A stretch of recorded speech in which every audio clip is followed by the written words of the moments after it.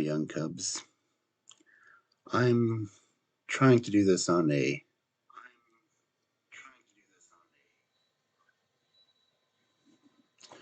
Okay, it's not going to work directly.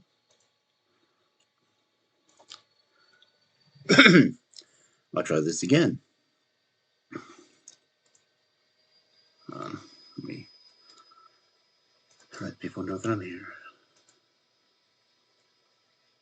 Not that they'll listen to me by any means, but one never knows.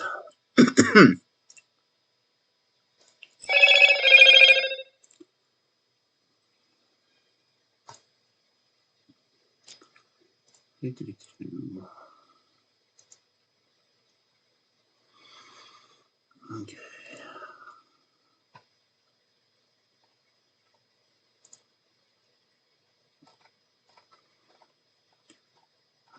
It's going to be so interesting doing this live.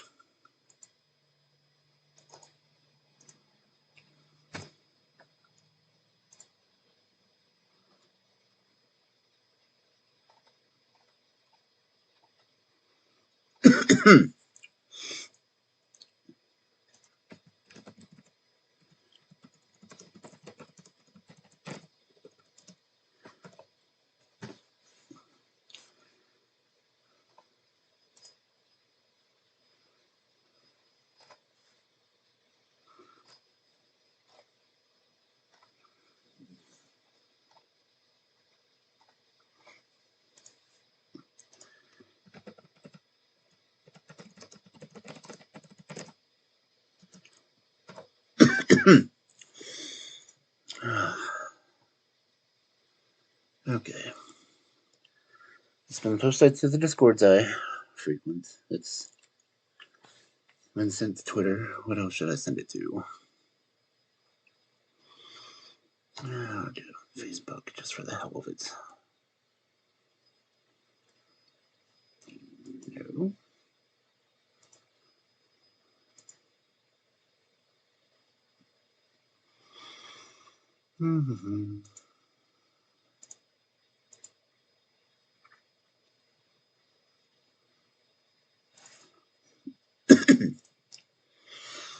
Okay.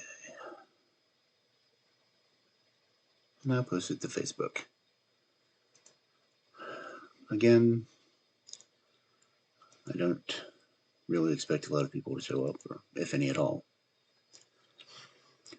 And I'm going to record this so that I can go ahead and post it on YouTube as well. But this is my first time doing this through OSB, so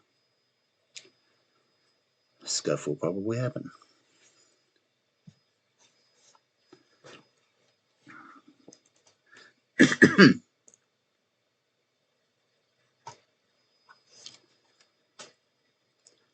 The first poem I'll be reading tonight is The Yule Cat by Johannes or Kotlum. Because it is that season. You all know the Yule Cat, and that cat was huge indeed. People didn't know where he came from or where he went. He opened his glaring eyes wide, the two of them glowing bright. It took a really brave man to look straight into them. His whiskers sharp as bristles, his back arched up high, and the claws of his hairy paws were a terrible sight. He gave a wave of his strong tail, he jumped and he clawed and he hissed, sometimes up in the valley, sometimes down by the shore. He roamed at large, hungry and evil, in the freezing Yule snow. In every home people shuddered at his name. If one heard a pitiful meow, something evil would happen soon. Everybody knew he hunted men, but didn't care for mice. He picked on the very poor, that no new garments got. For Yule, who toiled and lived in dire need, from them he took in one fell swoop their whole Yule dinner, always eating it himself, if he possibly could. Hence it was that the women at their spinning wheels sat, spinning a colorful thread for a frock or a little sock. Because you mustn't let the cat get hold of the little children. They had to get something new to wear from the grown-ups each year. And when the lights came on Yule Eve, and the cat peered in, the little children stood rosy and proud, all dressed up in their new clothes. Some had gotten an apron, and some had gotten shoes, or something that was needed. That was all it took. For all who got something new to wear stayed out of that pussy cat's grasp. He then gave an awful hiss, but went on his way. Whether he still exists, I do not know, but his visit would be in vain if next time everybody got something new to wear. Now you might be thinking of helping where help is needed most. Perhaps you will find some children that have nothing at all. Perhaps searching for those that live in a lightless world will give you a happy day and a merry, merry Yule.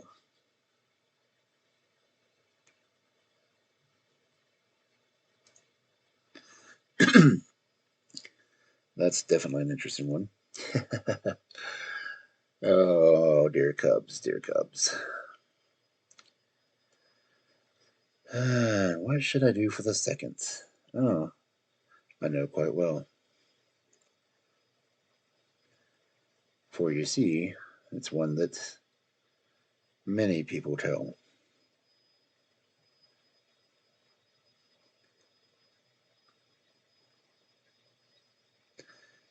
It has been told in song and narrated by quite a few, but how many people know the origin of this story? There are two people that have been given credit for the poem, both Clement Clarke Moore and Henry Livingston Jr.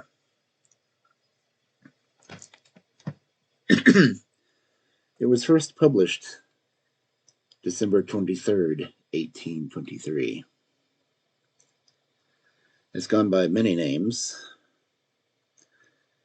One, A Visit from St. Nicholas, or more commonly known as The Night Before Christmas.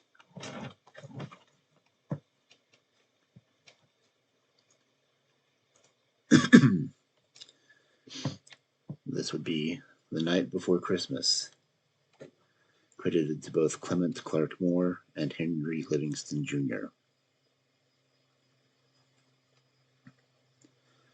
"'Twas the night before Christmas, when all through the house not a creature was stirring, not even a mouse.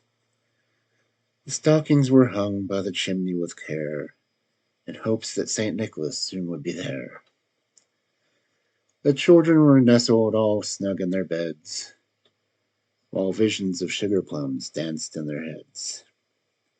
And Mamma in her kerchief, and I in my cap, had just settled our brains for a long winter's nap. When out on the lawn there arose such a clatter, I sprang from the bed to see what was the matter. Away to the window I flew like a flash, tore open the shutters, and threw up the sash. The moon on the breast of the new-fallen snow gave the lustre of midday to objects below, when what to my wondering eyes should appear but a miniature sleigh and 8 tiny reindeer, with the little old driver so lively and quick, I knew in a moment it must be Saint Nick. More rapid than eagles his coursers they came, and he whistled and shouted and called them by name. Now Dasher, now Dancer, Prancer and Vixen, on Comets, on Cupid, on Dunder and Blixen. To the top of the porch, to the top of the wall. Now dash away, dash away, dash away all. As the dry leaves before a wild hurricane fly, when they meet with an obstacle, mount to the sky. So up to the housetop the coursers they flew, with a sleigh full of toys, and St. Nicholas too. And then in a twinkling I heard on the roof the prancing and pawing of each little hoof. As I drew in my head and was turning around, down the chimney St. Nicholas came with a bound. He was dressed all in fur from his head to his foot, and his clothes were all tarnished with ashes and soot. A bundle of toys was flung on his back, and he looked like a peddler just opening his pack. His eyes, how they twinkled, his dimples, how merry. His cheeks were like roses, his nose like a cherry. His droll little mouth was drawn up like a bow, and the beard on his chin was as white as the snow. The stump of a pipe he held tight in his teeth, and the smoke, it encircled his head like a wreath. He had a broad face and a round little belly that shook when he laughed like a bowl full of jelly. He was chubby and plump, a right jolly old elf, and I laughed when I saw him, in spite of myself. A wink of his eye and a twist of his head soon gave me to know I had nothing to dread. He spoke not a word, but went straight to his work, and filled all the stockings, then turned with a jerk, and laying a finger aside of his nose, shh, and giving a nod, up the chimney he rose. He sprung to his sleigh, to his team gave a whistle, and away they all flew like the down of a thistle. But I heard him exclaim ere he drove out of sight, Happy Christmas to all, and to all a good night.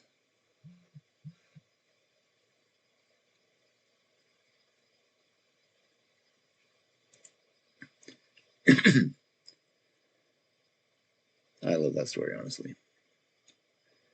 The best version I've ever heard was when Robin Williams narrated it with the Boston Pops Orchestra playing the music behind. Uh, that just so goes to show that a good narration can inspire quite a few stories. And The Night Before Christmas did, for lack of better words, spawn so many different versions of it.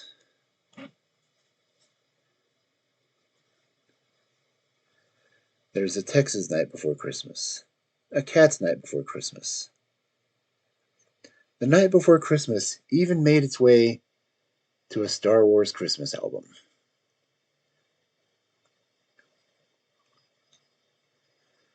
And I really only know that because I do have that album, because I am a nerd.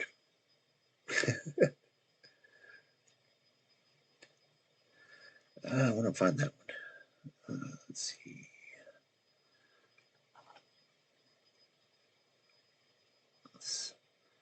Sighting.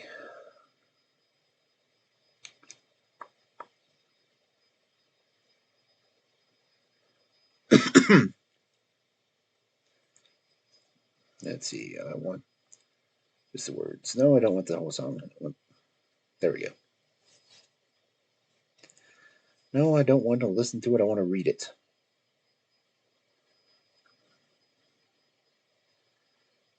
Come on. Admittedly, I'm no C3PO.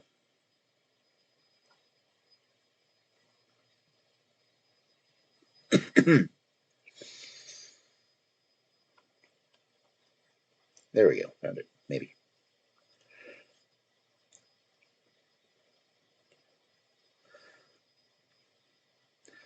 Now, it is strange to think that the person who wrote this music is actually the orchestra conductor for Dancing with the Stars. But you didn't see that coming. Where is it? It says the song text is supposed to be here. Where the hell is it? Why am I on a page with German? Because it's from Echo, of course. Oh.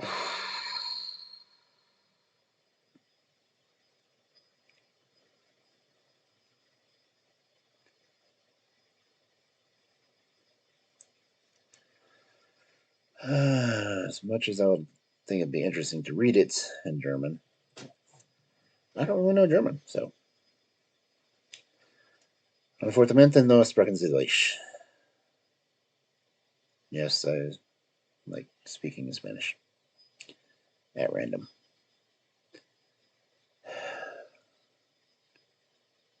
Come on, find me the lyrics, damn it.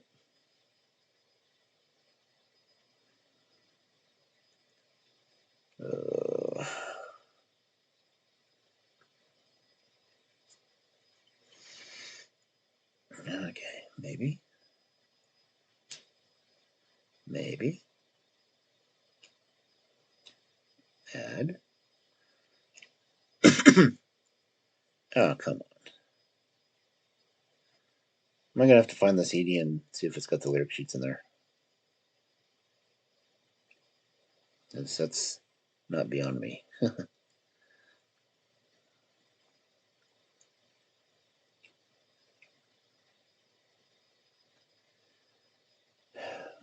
Really? Am I not gonna find the lyrics?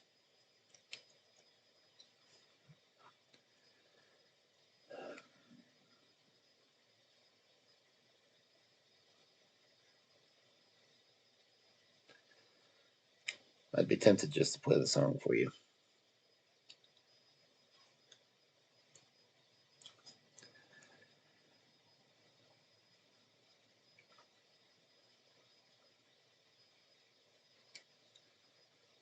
Oh, my dear admiring audience. Yeah, well.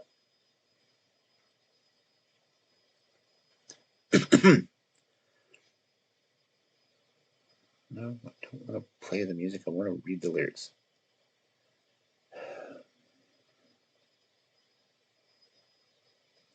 No lyrics available for this track.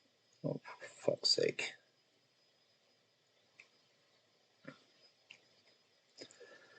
I'm certainly glad that you Cubs are used to me cussing.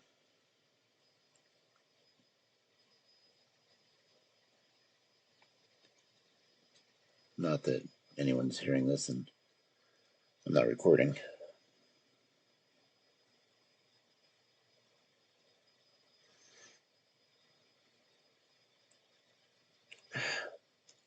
No one has the bloody lyrics to this song.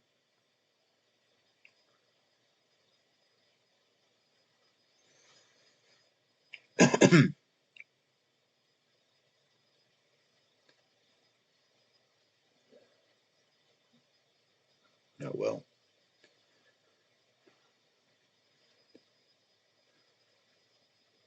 I would say if anyone has any suggestions for me, feel free to post it in chat.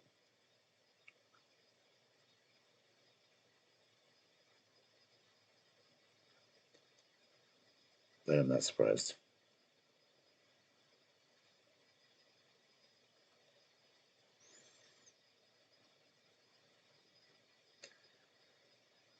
It does surprise me that no one has posted or typed out the lyrics for it, though.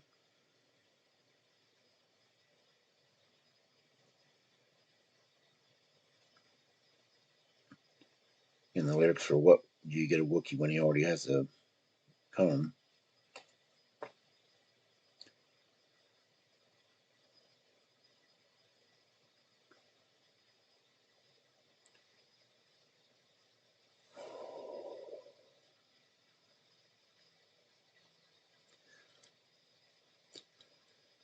Okay, if anyone's out there and just has a hankering for something, let me know.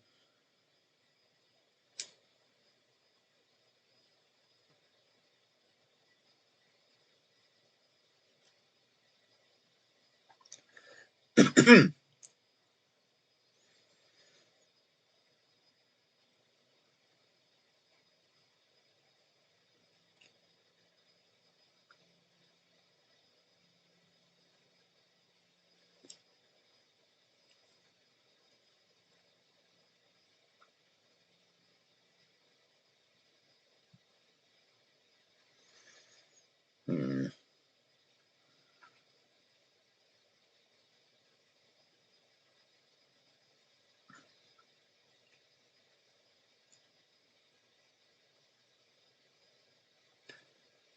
All right, well, I found some poems by fairly well-known authors, so I suppose I'll record those.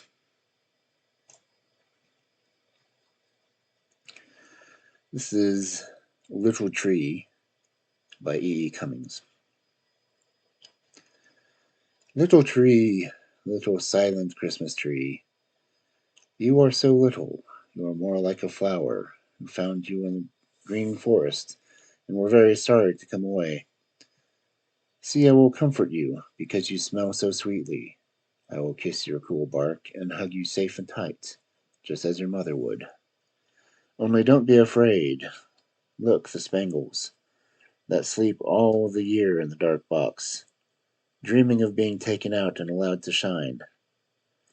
The balls, the chains red and gold, the fluffy threads.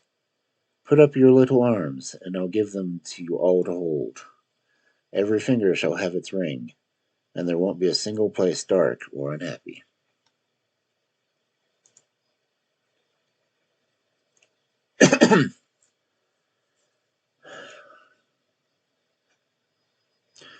Never really have understood E. E. Cummings, but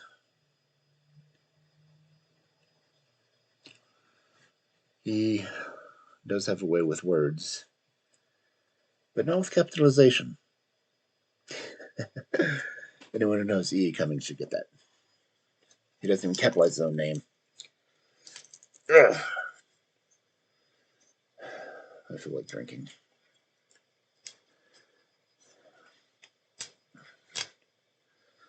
Drinking a nice Christmas wine, if you can call it that.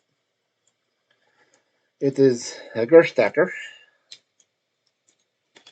Just because I don't speak German doesn't mean I don't drink German. It is Ter Gluhawen. Yeah, I'll probably drink this entire bottle tonight, just because I wouldn't be a drunk if I didn't. Hmm. Oh, Henry Wadsworth Longfellow. Very short poem. Yeah, what the hell? I'll read it. Christmas Bells by Henry Wadsworth Longfellow. I heard the bells on Christmas Day their old familiar carols play, and wild and sweet the words repeat of peace on earth, goodwill toward men.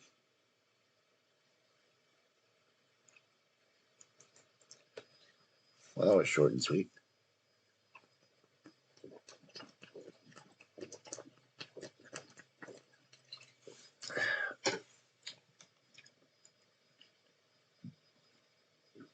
Good one.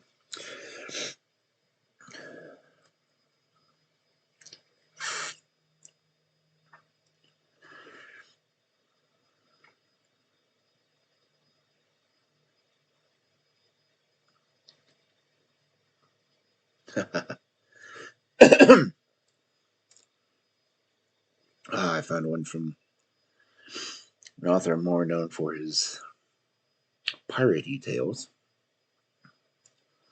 I guess I shall read those for you as well.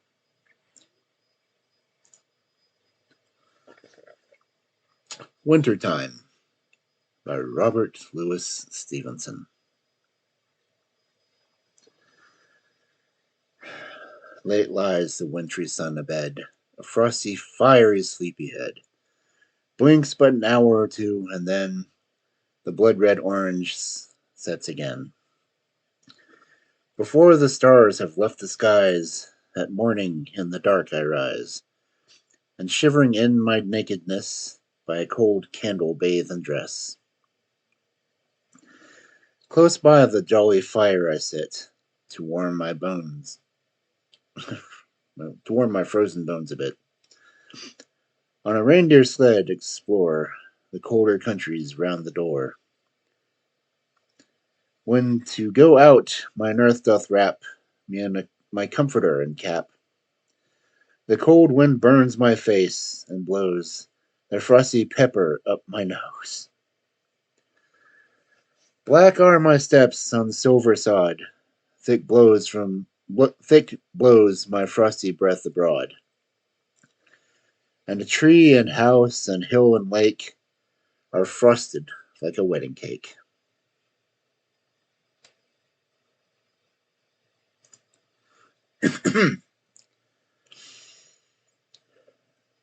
Pirate authors? No. He was actually describing being Santa Claus, which is kind of cool. Wakes up, gets dressed by candlelight, goes and sits by a nice warm fire, has the missus help him with his coat and hat, and goes out to deliver them toys. Ooh, and Bronte. Interesting.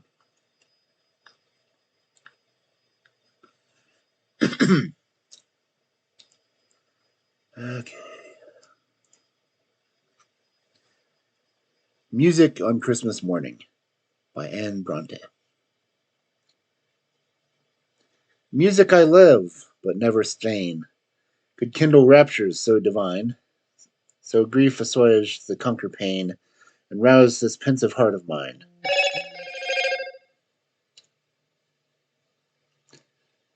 I have to put it on Do Not Disturb. Okay. As that we hear on Christmas morn, upon the wintry breezes borne. Through darkness still her empire keep, and hours must pass ere morning break. From troubled dreams or slumbers deep, that music kindly buds us awake. It calls us with an angel's voice to wake and worship and rejoice.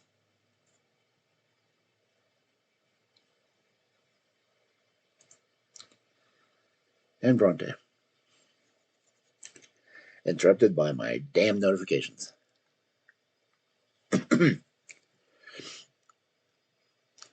Because of those damn notifications, I'm probably going to record it again, because as little of a perfectionist as I am, I really hate when that happens. So, bear no mind to me reading it again.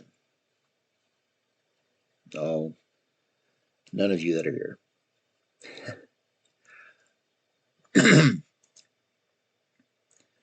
Music on Christmas Morn by Anne Bronte. Music I love, but never strain, could kindle raptures so divine. So grief assuage, so conquer pain, and rouse this pensive heart of mine. And that we hear on Christmas morn, upon the wintry breeze is born. Though darkness still her empire keep, and hours must pass ere morning break, from troubled dreams or slumbers deep, that music kindly bids us wake. It calls us with an angel's voice to wake, to worship and rejoice.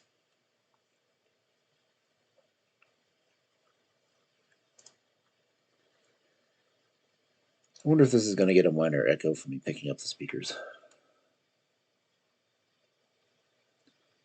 I mean, the microphone readout doesn't show it, so I'm guessing it doesn't hear it.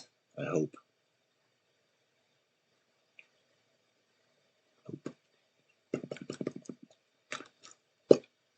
Okay.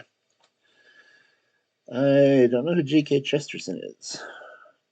Chesterton. Well, excuse me. Ooh, hello. Emily Dickinson. Oh, I'm going to have to read. I do love finding poetry like this. I just, you know, wish you Cubs had more appreciation for it.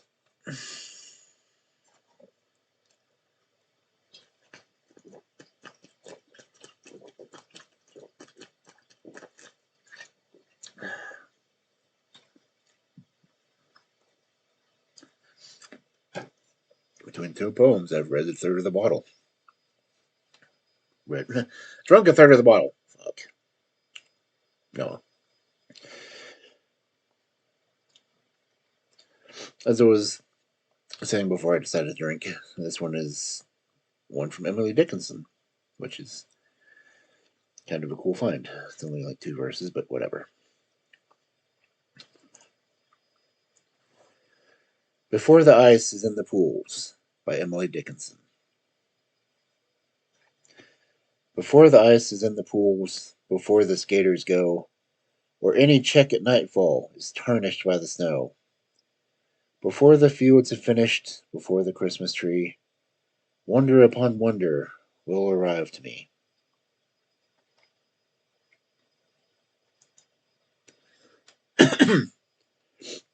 That was clearly another short one. Ha ha ha. Well, sorry, I got excited for a second there. I found something I really do have to read. Then it will be very hard not to sing it. But before that, how about some Alfred Lord Tennyson? You know, it'd be something that would be in my library. I'm finding all these online, but this is something that I would have in my library. Probably 4th shelf up. Close to eyesight. Because there's no harm in revisiting Tennyson. Or Keating, for that matter, but I don't know Keating.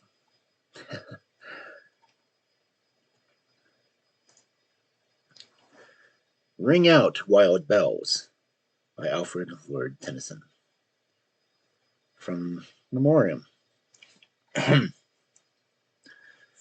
Ring out, wild bells, to the sky, the flying cloud, the frosty light. The year is dying in the night. Ring out, wild bells, and let him die. Ring out, false pride, in place of blood and blood, the civic slander and the spite. Ring in the love of truth and right. Ring in the common love of good.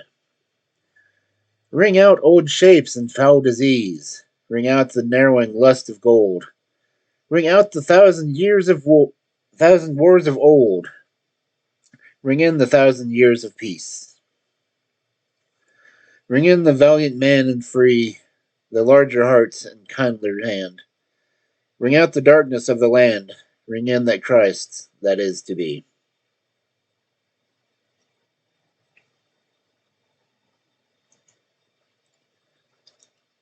All right, then.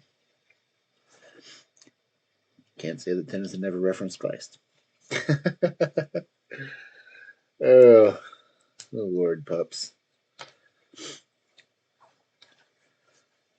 The next one is considerably longer, yet I hope to do it justice. Admittedly, it's not a half-hour special or a 2-hour movie, but that's because this is only the poem.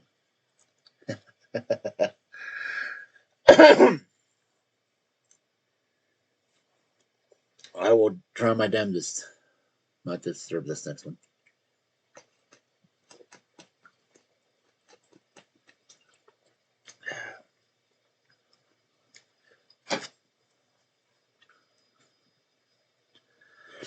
And no one ever really notices how short something is until they see all the text combined.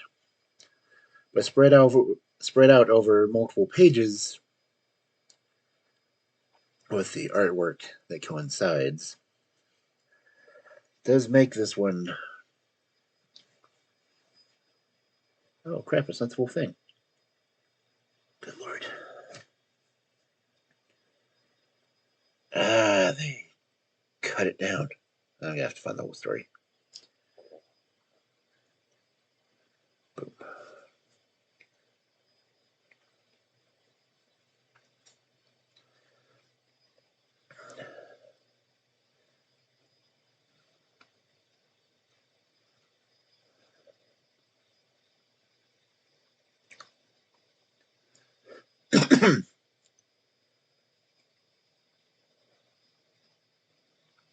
Oh, so no, I don't want the musical.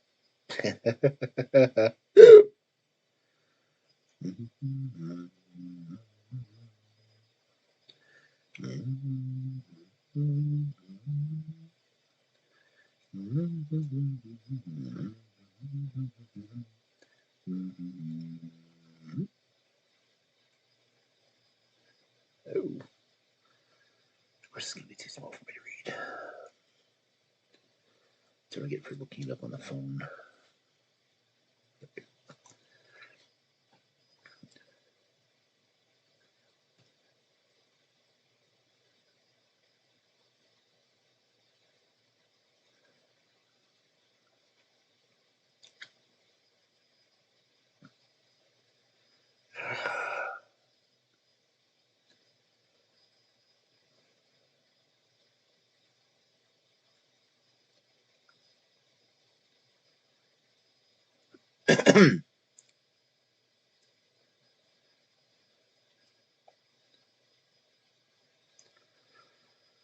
Where's Therm Ravencroft from Indiana?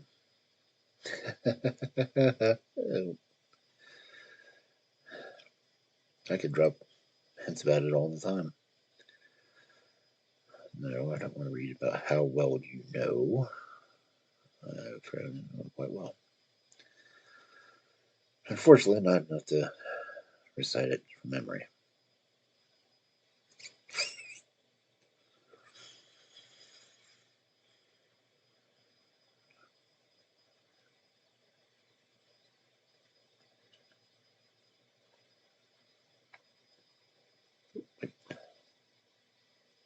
Yes. Download, please. And open, please. Oh, it's the entire freaking book in PDF. Cool. Okay.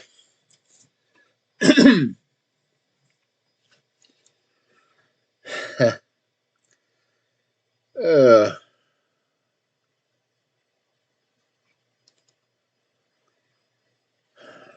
I really don't want to mess this one up. Please don't let me mess this up. This would be awesome if I can read it correctly. Despite the drinking.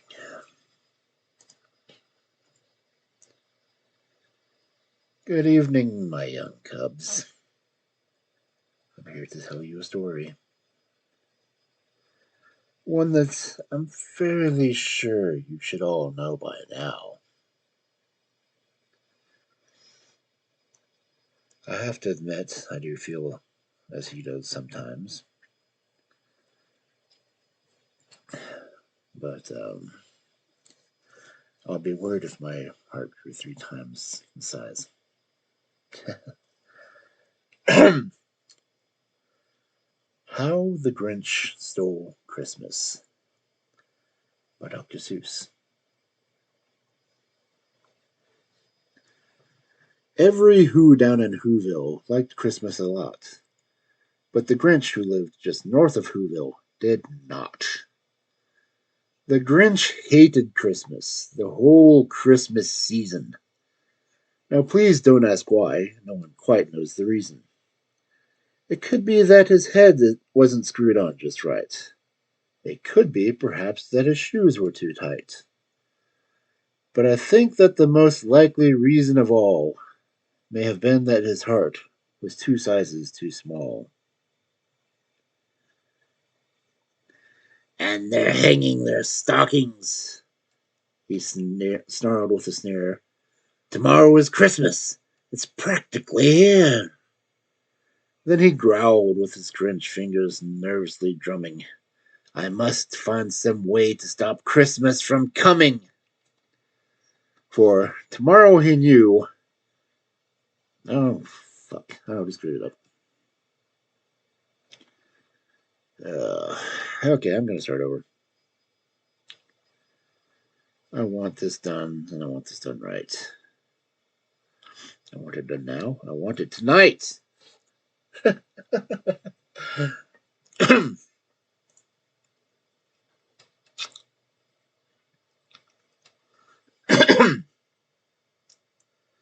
want to stop coughing. Damn it. Okay, let me try this again. Oh, paying attention to which page I'm on, because pages are printed quite back and forth, and I just scroll down instead of back and forth. So, as we go.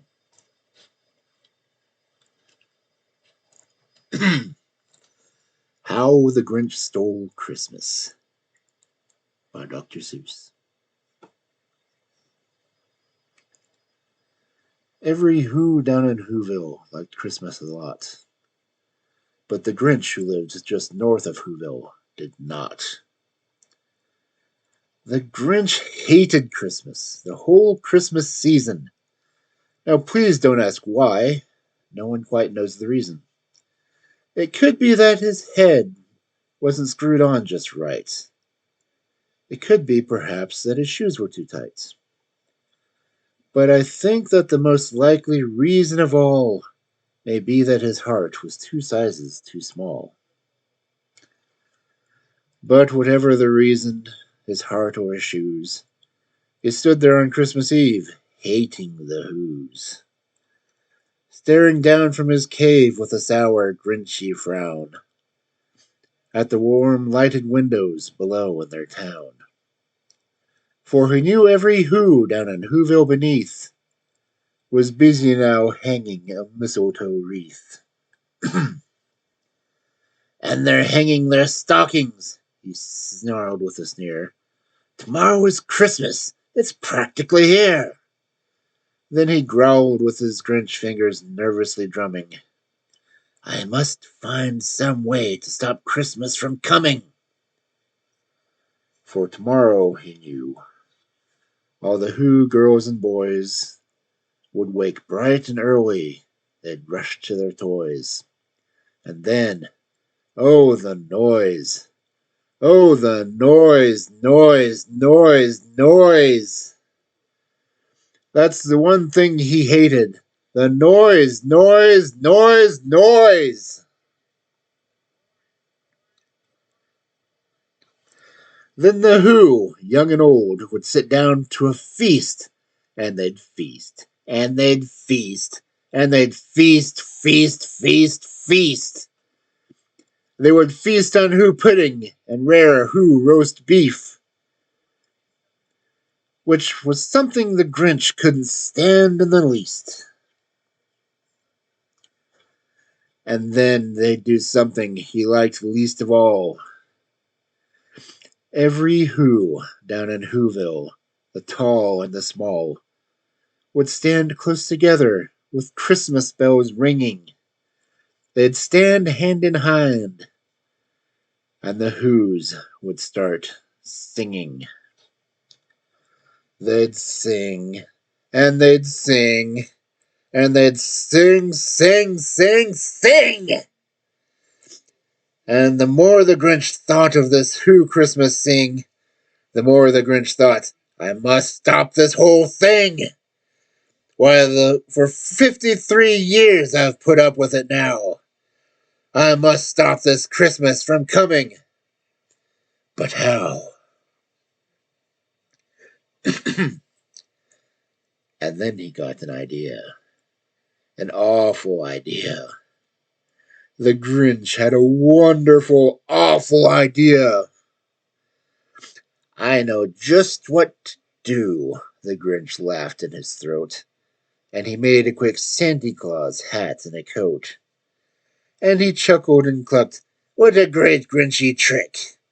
With his coat and this hat, I'll look just like Saint Nick. All I need is a reindeer. The Grinch looked around. But since reindeer are scarce, there were none to be found. Did that stop the old Grinch? No.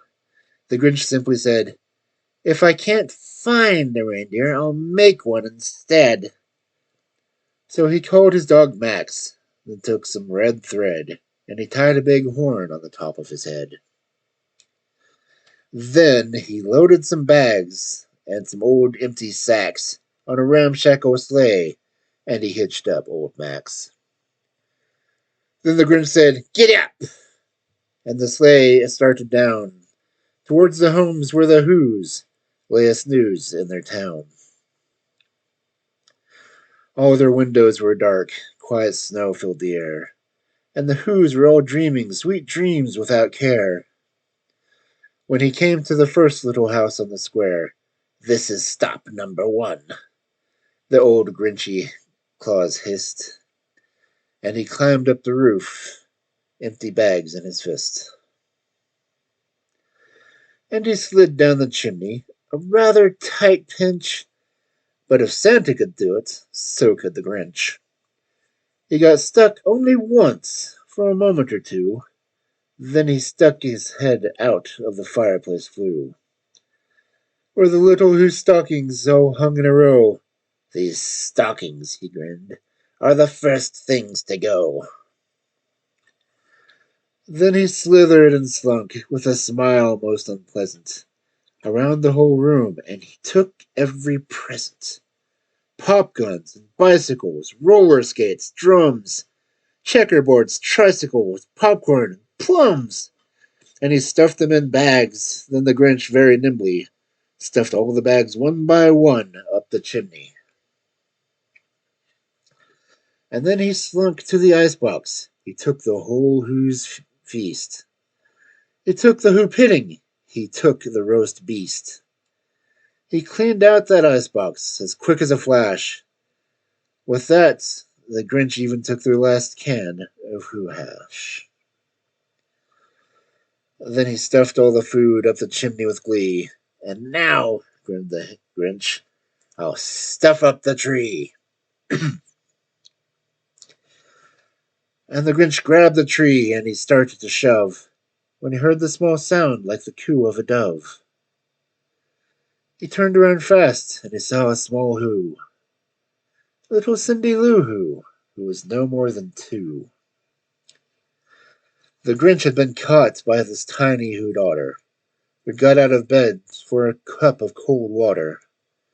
She stared at the Grinch and said, "Santa Claus, why? Why are you taking our Christmas tree? Why?" But you know, that old Grinch was as smart and so slick. He thought up a lie, and he thought it up quick. "Why, my sweet little tot," the false Santa Claus lied, "there's a light on this tree that won't light on one side. So I'm taking it home to my workshop, my dear. I'll fix it up there, then I'll bring it back here." And his fib fooled the child. Then he patted her head, and he got her a drink and sent her to bed. And when Cindy Lou Who went to bed with her cup, he went to the chimney and stuffed the tree up. And then the last thing he took was a log for their fire. Then up he went up the chimney himself, the old liar. Their walls he left nothing but hooks and some wire. And the one speck of food that he left in the house was a crumb that was even too small for a mouse. Then he did the same thing to the other Who's houses, leaving crumbs much too small for the other Who's mouses. It was a quarter past dawn, all the Who's still abed, all the Who's still a snooze when he packed up his sled. Packed it up with their presents, the ribbons, the wrappings, the tags, all the tinsel, the trimmings and trappings. 3,000 feet up the side of Mount Crumpet, he rode with his load to the tip top to dump it. Pooh-hoo to the Who's, he was grinchlessly humming. They're finding out now that no Christmas is coming. They're just waking up. I know what they'll do. Their mouths will hang open a minute or two. Then the Who's down in Whoville will all cry, boo-hoo. That's the noise, grinned the Grinch. That I simply must hear.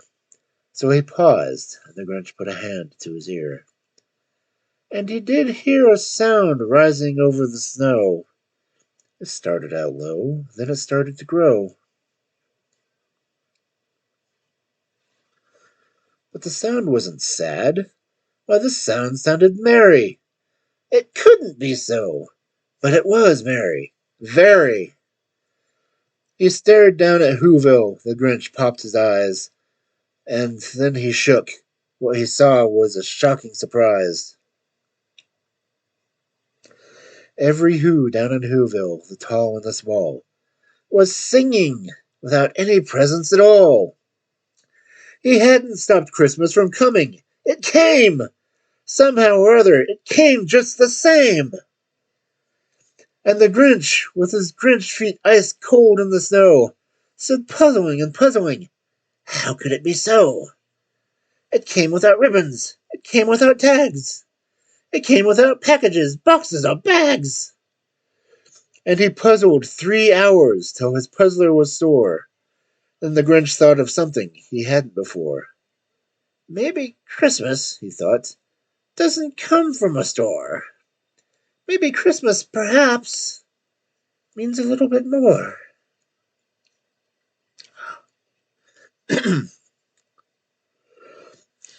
And what happened then? Well, in Whoville they say that the Grinch's small heart grew 3 times that day. And the minute his heart didn't feel quite so right, he whizzed with his load through the bright morning nights. And he brought back the toys, and the food, and the feast. And he himself, the Grinch, carved the roast beast.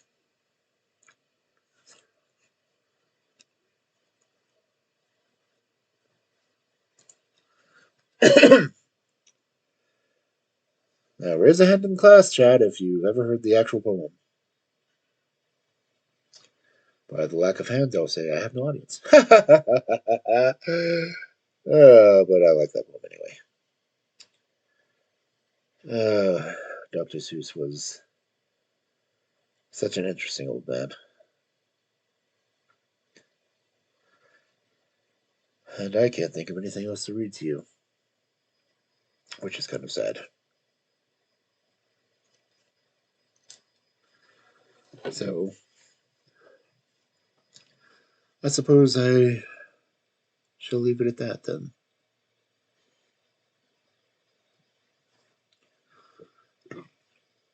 I may play a game later. I haven't decided. Well, it's already after 9, so if I started, I'd probably never get to the end. So I will say good night, my dear cubs. I do hope that you enjoyed my readings,